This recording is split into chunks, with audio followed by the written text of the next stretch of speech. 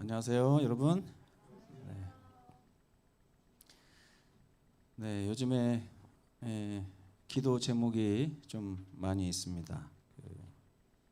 이 나담자 집사님이 수술하신 거 좀 기도해 주시고, 또 전경순 집사님도 좀 편찮으시고요.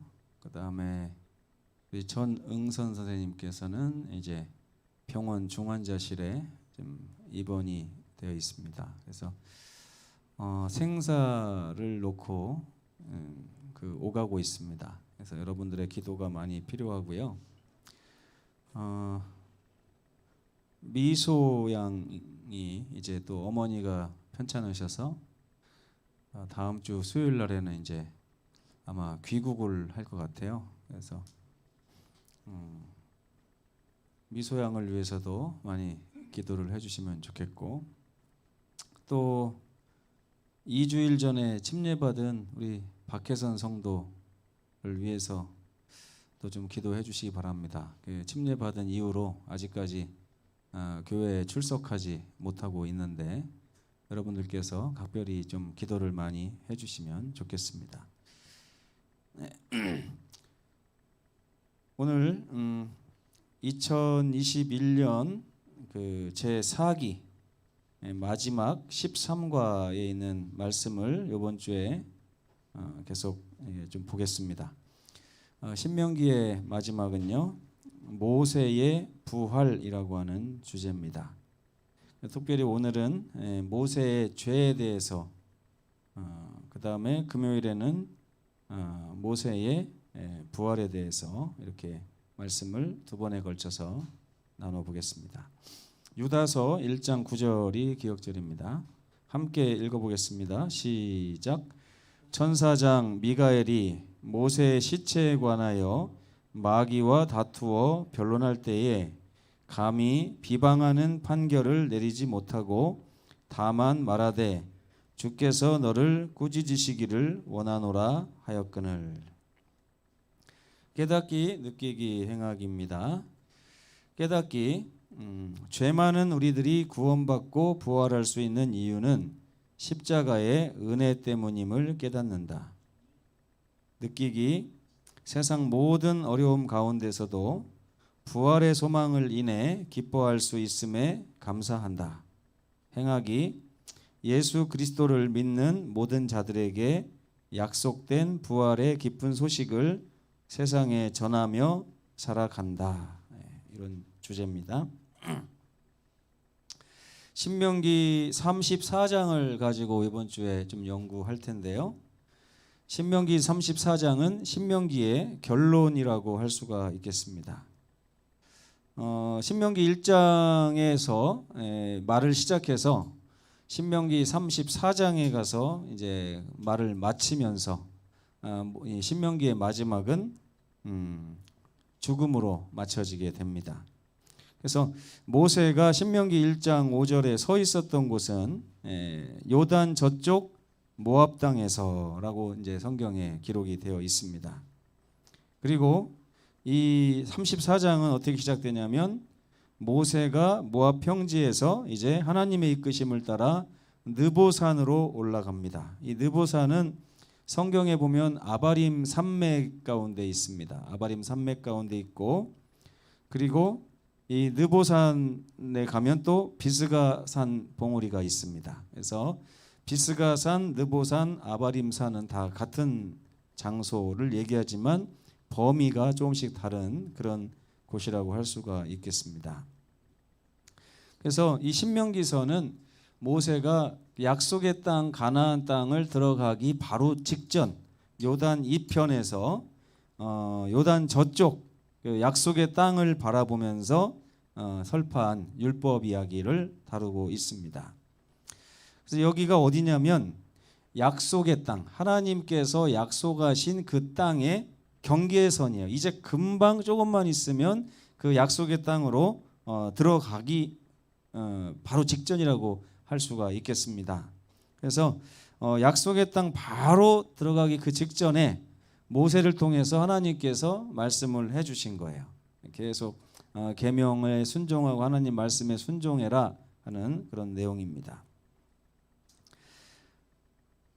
근데 비스가산 꼭대기에서 이 모세는 무엇을 보았습니까? 그 강 건너편에 있는 약속의 땅을 바라보았습니다.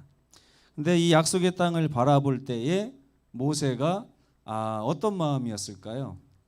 모세는 하나님께서 너는 이 약속의 땅에 들어가지 못하게 될 것이다 라고 하는 그런 말씀과 함께 신명기의 마지막은 모세의 죽음으로 맞춰지게 되는데, 이것이 창세기와 신명기의 공통점이라고 할 수가 있습니다. 창세기도 요셉의 죽음으로 마쳤고요, 신명기는 또 모세의 죽음으로 마치는데 그 두 죽음 가운데는 공통점이 있습니다. 요셉은 뭐라고 얘기했어요? 내가 죽거든 내 해골을 반드시 약속의 땅으로 메고 가라, 이렇게 말을 했어요. 모세는 그 무덤이 없었다 그랬어요. 무덤이 어디 있는지 아무도 모를 정도로 하나님께서 모세의 죽음을 감추시고 그 모세의 그 말로를 아무에게도 보여주지 않으시고 모세와 단둘이 그 일을 처리하신 것을 볼 수 있는데, 이것은 다른 말로 무슨 말이냐면 모세의 죽음 역시도 뭔가 비밀이 있다, 죽음으로 맞춰지지 않았다 하는 것을 이야기하고 있습니다. 그래서 이 두 사람의 공통점은 무엇이냐면 바로 약속의 땅에 대한 소망을 가지고 있었다는 것입니다. 약속의 땅에 대한 소망. 그래서 이 신명기와 창세기의 기별은 뭐냐면 그들의 삶이 무덤에서 맞춰지지 않겠다 하는 것이 이 신명기와 창세기의 교훈이라고 할 수가 있겠습니다. 그리고 결국에 그들은 창조를 받은 사람 상태로 존재로서 타락했으나 다시 하나님의 약속에 의해서 약속에 대한 영생에 대한 소망을 품고 무덤에 잠시 내려간 그런 소망을 가진 사람들이었다고 하는 것을 알 수가 있는 것입니다. 그럼에도 불구하고 이 신명기의 핵심 인물은 모세입니다. 처음부터 끝까지 모세가 신명기의 핵심 인물입니다. 그 모세는 누구랑 비슷하고 누구를 표상한다고 그랬어요? 예수님을 표상하는 존재입니다. 그러나 모세가 예수님은 아닙니다. 그 이야기를 오늘 좀 해볼 겁니다. 모세 역시도 예수님이 필요한 우리와 똑같은 존재라는 사실을 성경이 이야기하고 있기 때문에 그렇습니다.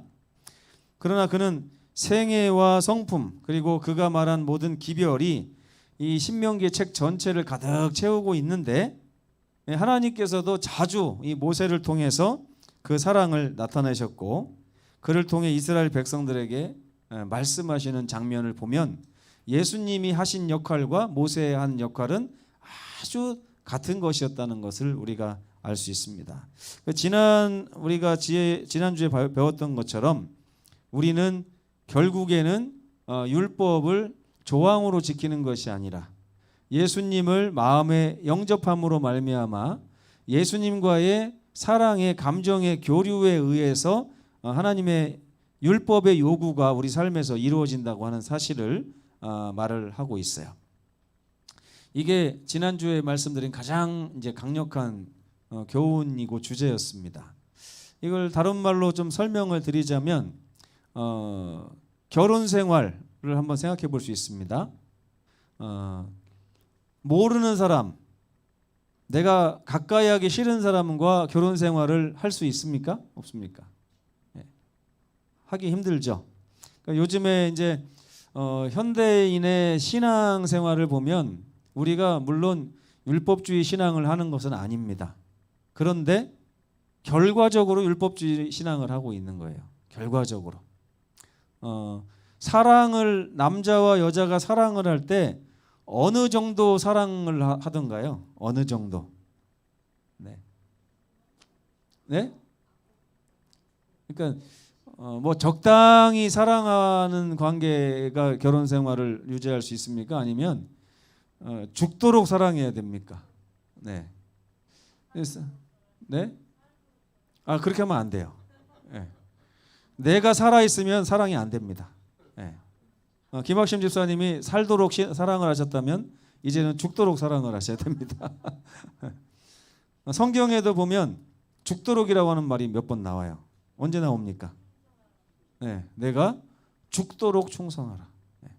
이 말은 굉장히 의미심장한 말이에요.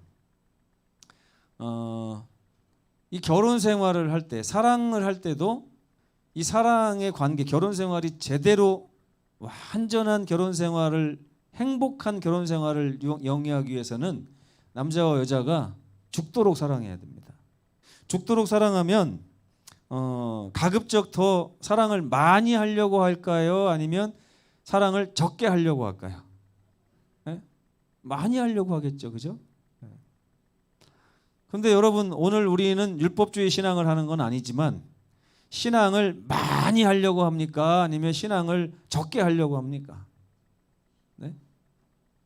예전에 이제 막 구역반 예배 드린다고 그러면 어떤 분은 이렇게 얘기합니다. 화요일도 오고 금요일도 오고 안식일도 오는데 수요일 날 또 예배를 드립니까? 네. 이거는 뭐예요? 거기 3번만 신앙하고 싶다는 얘기죠. 네, 3번만 하겠습니다. 그러니까 이제 이게 뭐 잘못됐다는 게 아니라 그 마음가짐 자체가 사랑이라고 하는 것은 죽도록 사랑하는 것이 정상이에요. 죽도록 사랑하는 것이. 근데 여러분, 죽도록 사랑하는 게 힘들까요? 아니면 적당히 사랑하는 게 힘들까요? 어떻게 생각하세요? 네?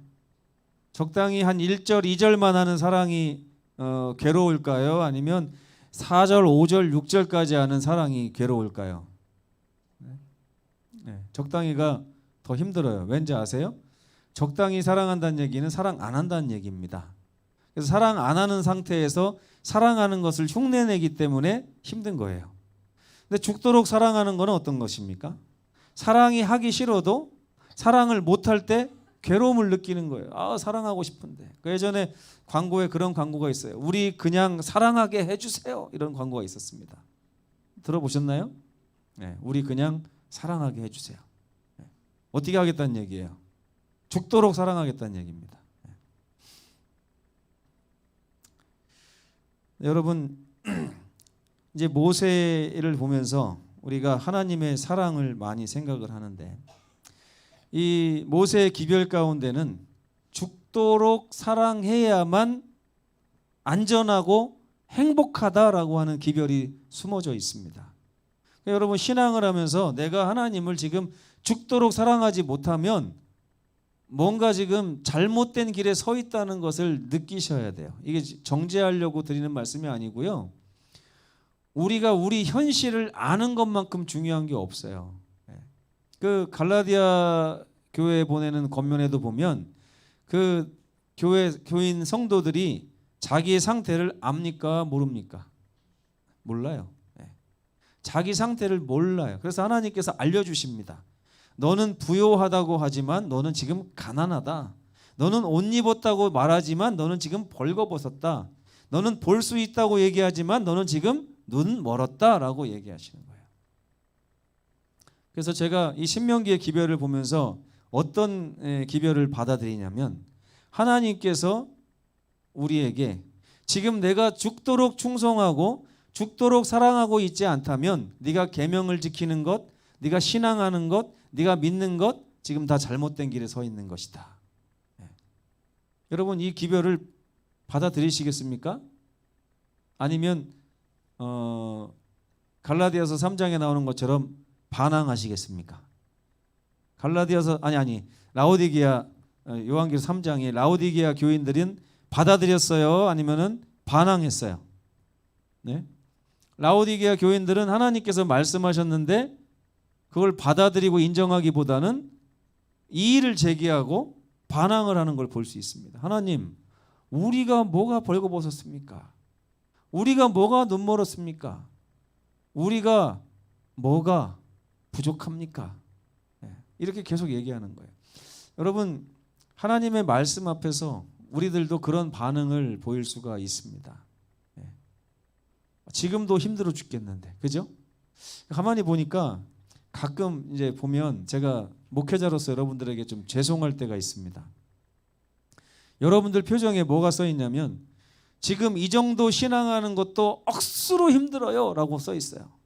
네.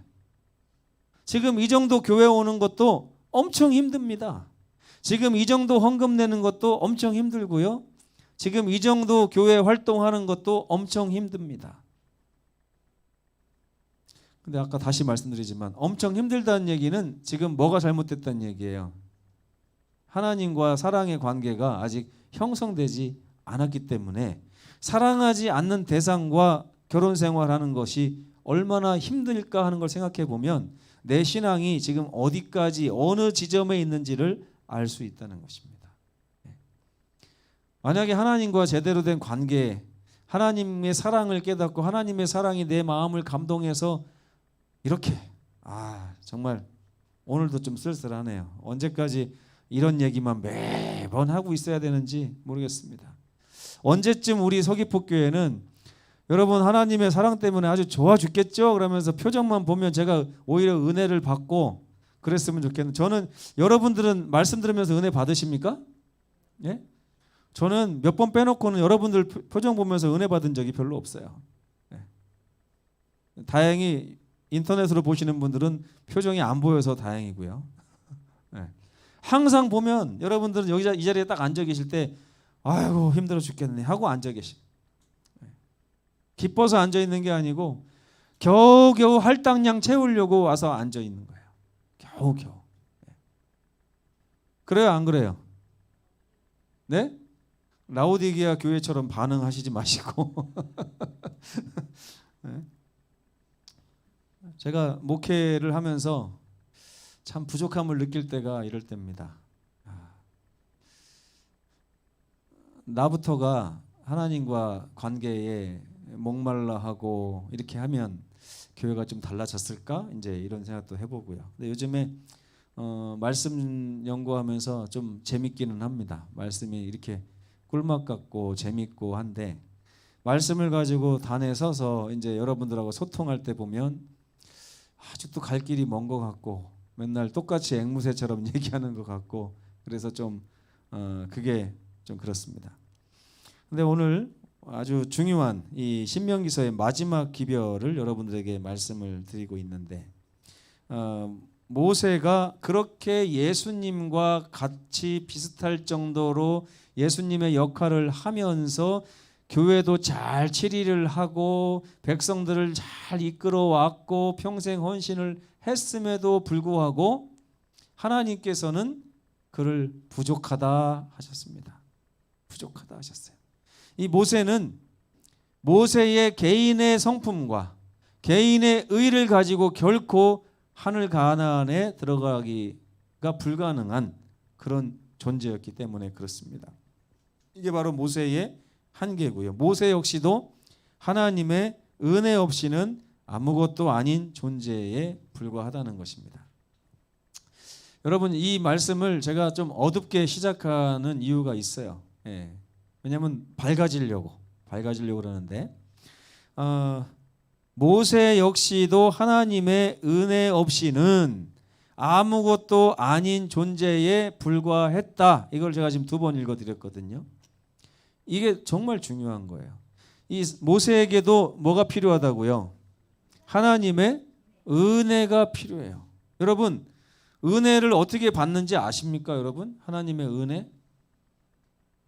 하나님의 은혜만이 우리를 살릴 수 있어요. 하나님의 은혜만이. 여러분들의 삶에 하나님의 은혜만이 여러분들을 살릴 수 있단 말이에요. 이게 무슨 말이냐? 2가지로 여러분들 생각해 볼 수가 있어요. 여러분 부모님 은혜 아십니까? 여러분 부모님 은혜? 자, 부모님 은혜를 여러분들이 알든 알지 못하든 부모님은 은혜를 주셨어요. 그렇죠?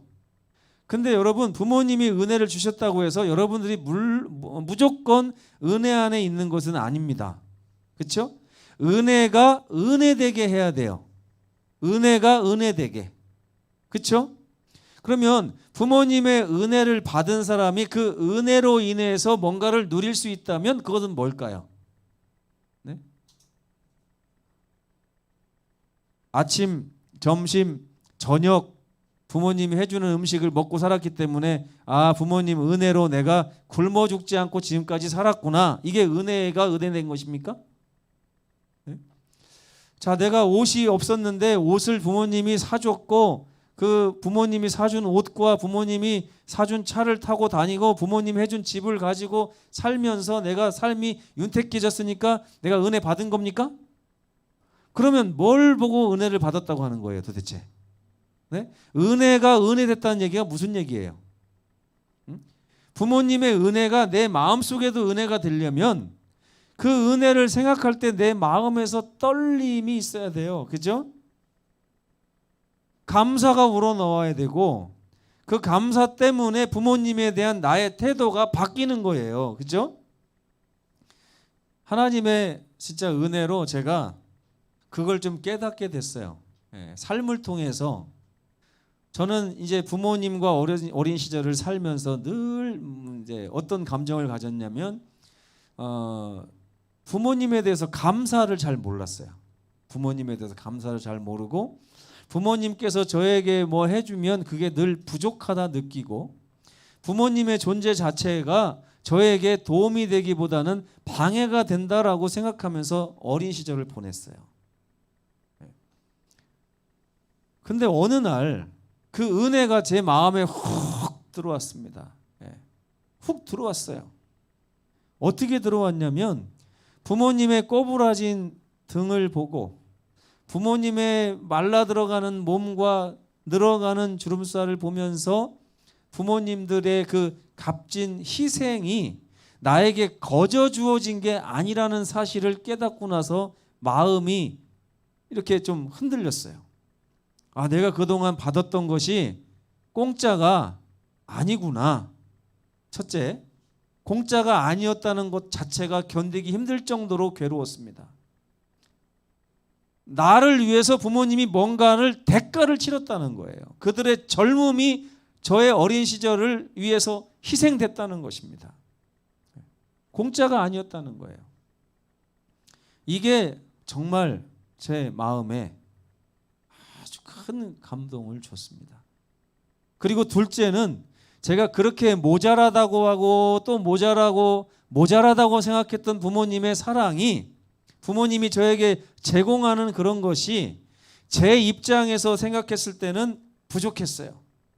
그런데 부모님의 그 상황을 이렇게 제가 싹 살펴보고 나니까 그들이 가진 것 중에서 얼마나 많은 것을 최선을 다해서 줬는가 하는 그것 때문에 마음이 견딜 수가 없었습니다.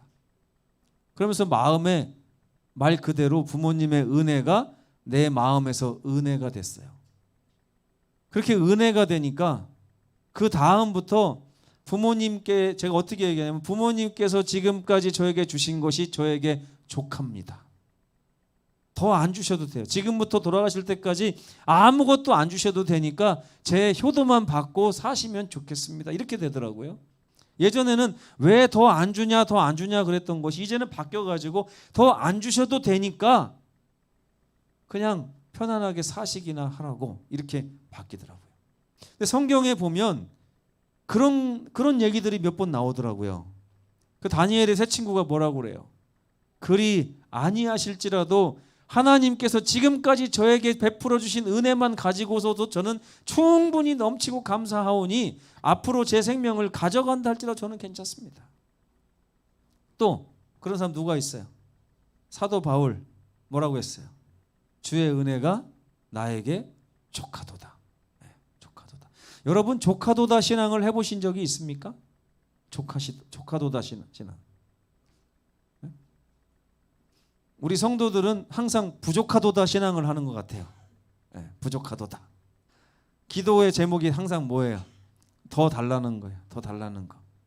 지금까지 주신 것만 가지고 아직 만족을 못해. 마치 제가 아버지가 지금 70대 중반에가 제가 50인데 여전히 아버지한테 아버지 유산 언제 줄 거예요? 그러면서 지금까지 준 걸로 제가 어떻게 살아가란 얘기입니까? 더 주셔야죠. 이렇게 하면 여러분들 저보고 뭐라고 하시겠어요? 어떻게 하시겠어요? 네? 나쁜 자식이라고 할 거 아닙니까? 그죠? 나쁜 자식. 근데 하나님과 우리 관계 속에서도요. 성경은 뭐라고 얘기합니까?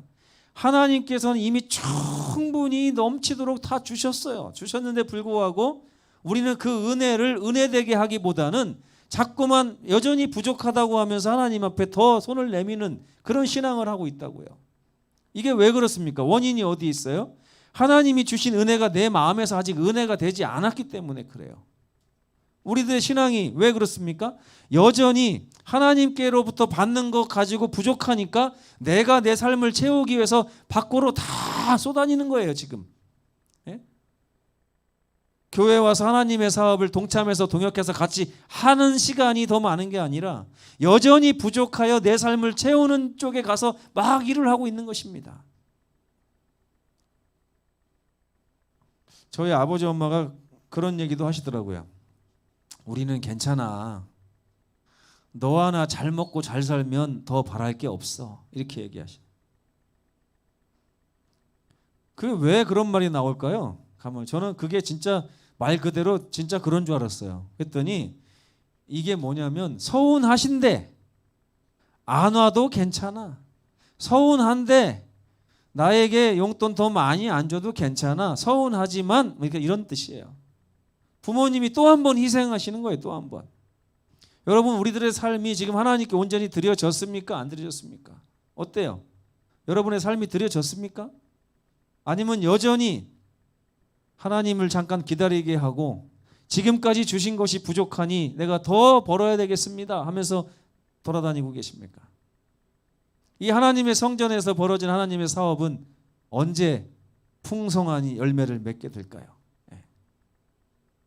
아무튼 저는 이 설교를 준비하면서 모세라고 하는 사람 역시도 하나님의 은혜가 있었기 때문에 모세라 이거예요.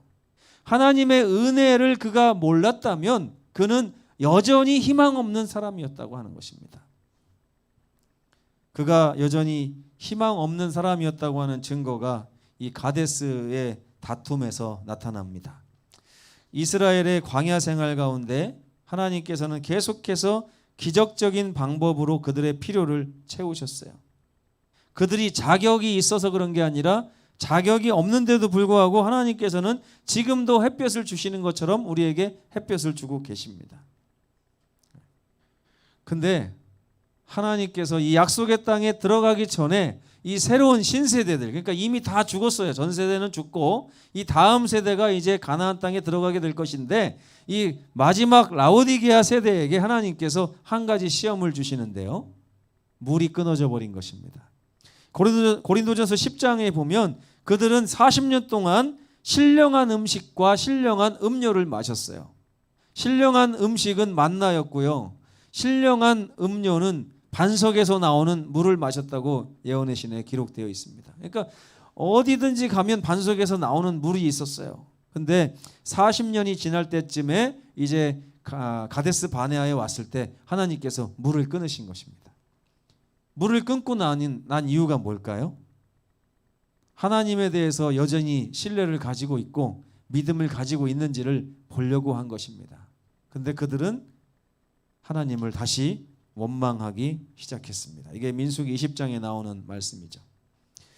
근데 모세가 이걸 보면서 아주 심하게 분노를 했습니다.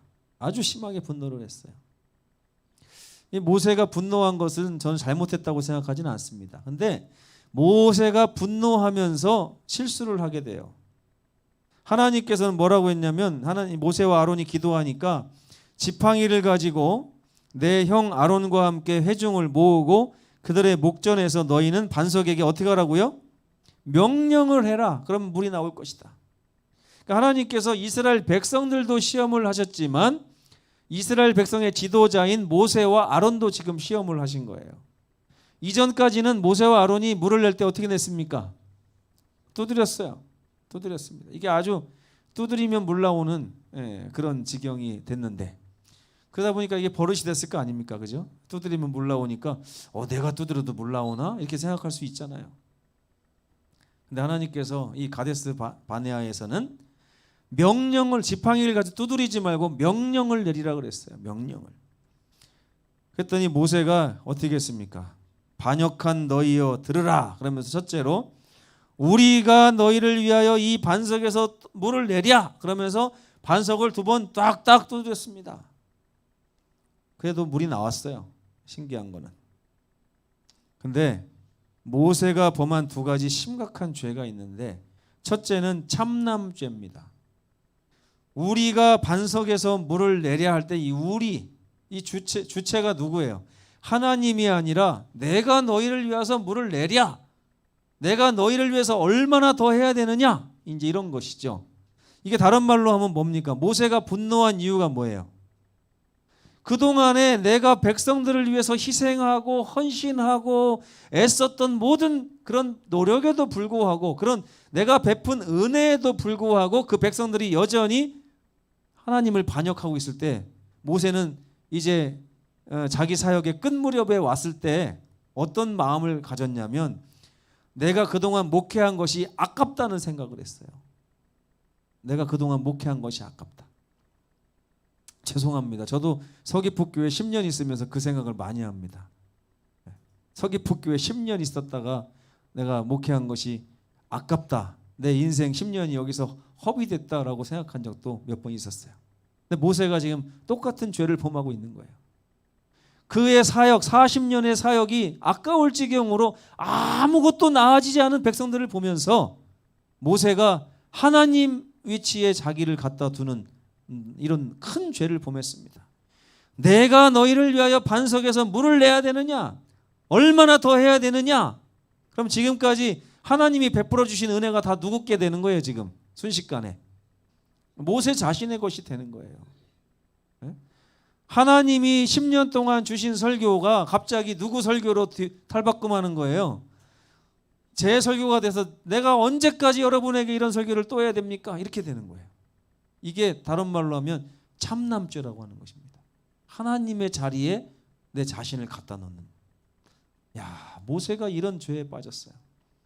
그리고 2번째는 불신을 가졌습니다. 하나님께서 지팡이로 반석을 가르치면서 명령하라고 했는데, 모세가 이게 가르쳐서 되겠는가? 두드려야 나오지? 이렇게 생각을 했다는 거예요. 연애신에 보면 그게 바로 믿음의 부족이었다 그랬어요. 무슨 믿음의 부족이었을까? 아무리 생각해봐도 모세는 두드리지 않은 바위에서 어떻게 물이 나올까? 여러분, 기도하지 않은 전도의 열매가 있습니까? 없습니까? 네? 준비하지 않은 전도의 열매가 있어요? 없어요? 참 이런 게 같은 문제가 아닌가 싶습니다. 우리가 전혀 준비하지 않았는데 어떻게 열매가 있을 수 있겠는가? 네. 사단이 모세를 넘어뜨린 이 2가지가 바로 참남함과 불신이었어요. 모세도 넘어졌어요. 오늘날 여러분 인생에 있어서요, 하나님의 위치에서 자기가 자기 삶을 결정하는 죄를 범하는 사람들이 얼마나 많은지 모릅니다. 하나님께서 우리를 인도하시려고 하는 길 위에 서지 않고 자기가 자기 삶을 주장해서 그 길을 걸어가는 이 참남한 죄들이 얼마나 많은지 몰라요. 2번째는 하나님께서 말씀 가운데서 우리를 인도하시겠다고 하는 방향이 다 설정되어 있습니다. 주님께 순종하기만 하면 우리는 그 길을 걸어갈 것인데, 우리가 이 길을 걸어갈 때 과연 우리가 안전할 것인가에 대한 불신이 있습니다. 그래서 우리가 하나님의 말씀을 순종하지 못하는 거예요. 모세가 신명기서에서 계속해서 뭐라고 합니까? 순종하라, 신뢰하라, 순종하라, 신뢰하라. 근데 결국에 그는 바로 얼마 전에 이런 실수를 범했습니다. 그러니까 이게 왜 모세가 이것 때문에 가나안 땅에 못 들어갔나, 무엇이 문제였나, 이렇게 한번 생각해 봤어요. 했더니 이게 시기적으로 안 좋아요. 시기적으로. 네. 무슨 말인 줄 아세요? 여러분, 하나님을 믿으십시오라고 아주 죽기 전에 유언하듯이 아주 강조하는 그때에 모세가 자기는 하나님을 불신한 것입니다. 하나님께 영광을 돌리라고 막 주장하고 설교하던 모세가 정작 자기는 하나님의 자리에 자기가 서버린 거예요. 하나님 모실 때에 하나님이 즉각적으로 말씀하셨어요. 너희가 첫째 나를 믿지 아니하고 이스라엘 자손의 목전에서 또 나의 거룩함을 나에게 나타내지 않고 너의 거룩함을 나타냈기 때문에 너는 부족함을 보였다. 너희는 이 회중을 내가 그들에게 준 땅으로 인도하여 드리지 못할 것이다.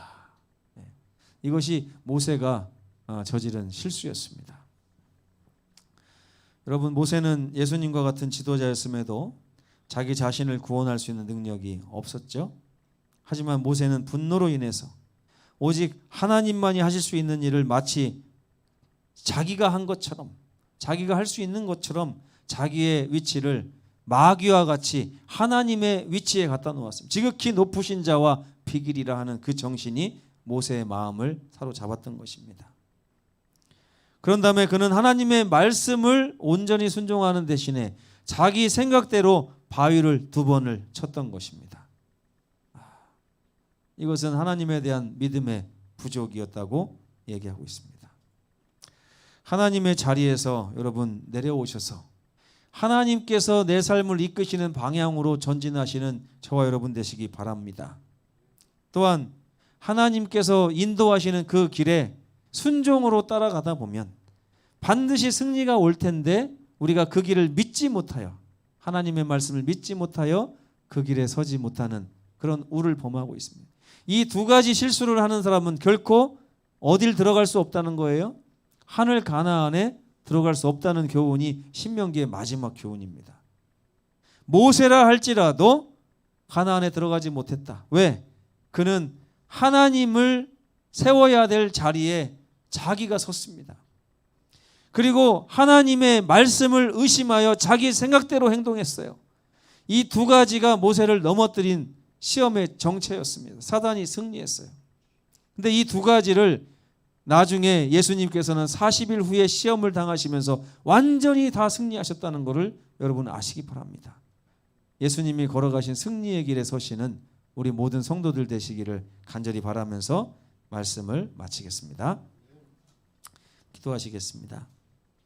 고마우신 우리 아버지 하나님, 오늘 신명기의 마지막 이야기를 들으며 이 마지막 시대에 어떤 죄가 우리를 하늘 가나안에서 되돌아서게 하는지를 배울 수 있도록 도와주셔서 감사합니다. 먼저 우리는 하나님이 우리에게 베푸신 은혜가 우리 마음에서 은혜가 될 때에 하나님의 말씀과 계명을 온전히 순종할 수 있다는 사실을 배웠습니다. 아버지 하나님, 하나님의 은혜를 우리가 더 자주 접하며 그 은혜가 마음에 새겨질 수 있도록 성령의 역사를 구할 수 있도록 인도하여 주시옵소서. 또한 모세와 같이 아무리 훌륭한 지도자라 할지라도 자기 자신을 하나님의 자리에 갖다 놓고 행동하거나 아니면 하나님의 거룩한 말씀에 자기의 생각을 섞어서 행동하고 결정하는 그러한 죄가 결국에는 하늘 가나안 입구에서 우리의 발을 멈춰 세운다는 사실을 꼭 기억하고 마음에 새길 수 있도록 인도하여 주시옵소서. 주님의 은혜 감사하오며 예수님의 이름으로 간절히 기도합니다. 아멘. 묵상 기도하시겠습니다.